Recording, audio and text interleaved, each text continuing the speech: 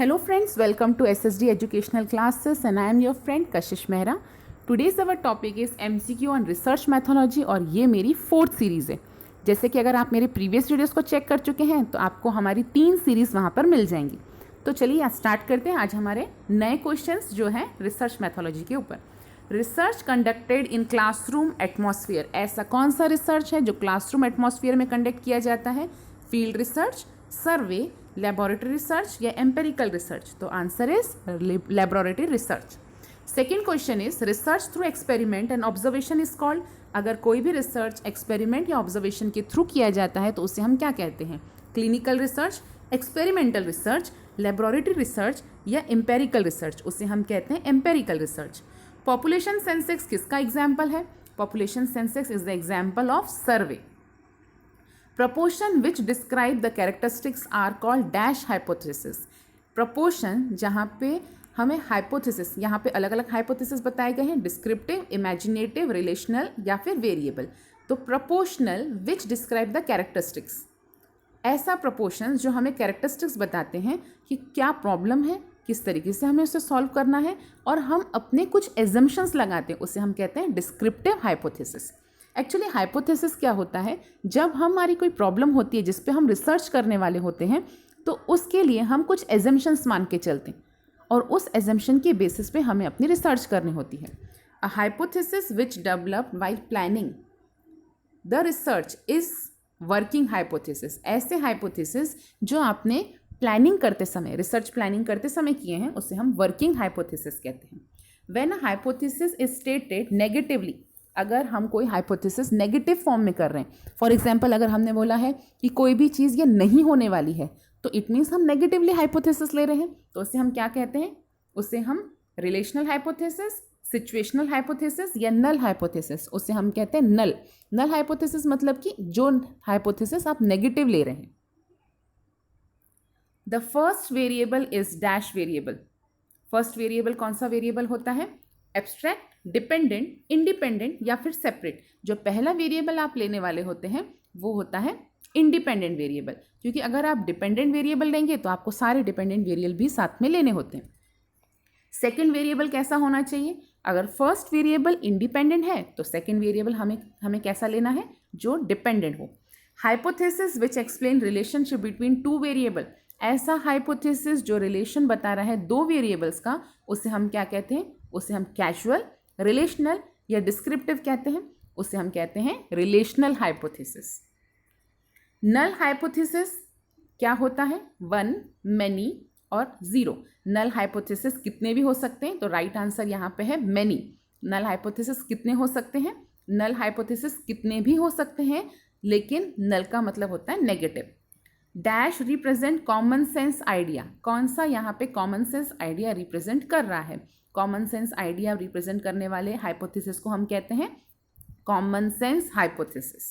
Hypothesis concern analytical variable is, ऐसा hypothesis जो analytical variable के साथ कंसर्न है उसे हम कहते हैं analytical hypothesis. Hypothesis from which no generalisation can be made, ऐसे हाइपोथेसिस जिसमें हम कोई भी जनरलाइजेशन या कोई भी आंसर नहीं निकाल पाते हैं उसे हम क्या कहते हैं? उसे हम null hypothesis, barren hypothesis, descriptive hypothesis या एनालिटिकल हाइपोथेसिस कहते हैं, उन्हें हम कहते हैं barren hypothesis. A dash from theory lead to hypothesis, क्या चीज़ थ्योरी लीड करती है हाइपोथेसिस के लिए? तो लॉजिकल डिडक्शन अगर हम करते हैं तो लॉजिकल डिडक्शन से हमें हाइपोथेसिस मिलता है। इट मीन्स हम अगर लॉजिक लगाते हैं उसके बाद ही हम एजम्पशंस पुट कर पाते हैं। Dash is the source of hypothesis, institution, knowledge, energy या सर्वे। तो अगर यहाँ पे हम देखें तो हमारे जो इंस्टीट्यूशंस होते हैं वो उसी बेसिस पे हम हाइपोथेसिस क्लियर करते हैं। हाइपोथेसिस डैश रिसर्च, हाइपोथेसिस क्या करता है? गाइड करता है रिसर्च को। A hypothesis contribute to the development of dash, development of theory, क्योंकि जो थ्योरी हम एक्सप्लेन करने वाले हैं या जिस थ्योरी पर रिसर्च करने वाले हैं उसके वजह से, हाइपोथेसिस की वजह से हम वो रिसर्च करते हैं। Dash is a quality of good hypothesis, इनमें से कौन सी गुड क्वालिटी हाइपोथेसिस की?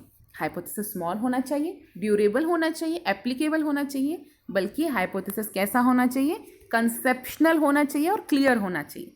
हाइपोथेसिस मस्ट बी हाइपोथेसिस कैसा होना चाहिए? डिफ्यूज, स्लो, स्पीडी और स्पेसिफिक। यहाँ पर राइट आंसर है स्पेसिफिक।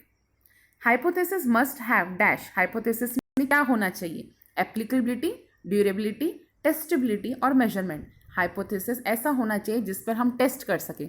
जो भी हम एज्यूम कर रहे हैं वो ऐसा होना चाहिए जिस पे हम उसको प्रूफ कर सकें या टेस्ट कर सकें। Statistical hypothesis is derived from. अगर हम कोई हाइपोथेसिस लेते हैं जिसमें डाटा है या फिर कोई भी इंफॉर्मेशन है तो हम उसको क्या बोलते हैं? स्टैटिकल हाइपोथेसिस किस बेसिस पे लिया जाता है? फ्रेम पे, डाटा पे, सैंपल पे या फैक्ट पे? स्टैटिकल हाइपोथेसिस लिया जाता है डाटा के बेसिस पे। The dash in which researcher is nurtured is a source of hypothesis. तो रिसर्चर्स किस बेसिस पे हाइपोथेसिस लेते हैं? अपने कल्चर के बेसिस पे। In testing hypothesis the common error, आपके पास जो अगर हाइपोथेसिस टेस्ट करते हैं तो कॉमन एरर कौन सा टाइप रहता है? टाइप 1 एंड 2 जो टाइप है वो कॉमन एरर होते हैं। A blueprint of research work is called.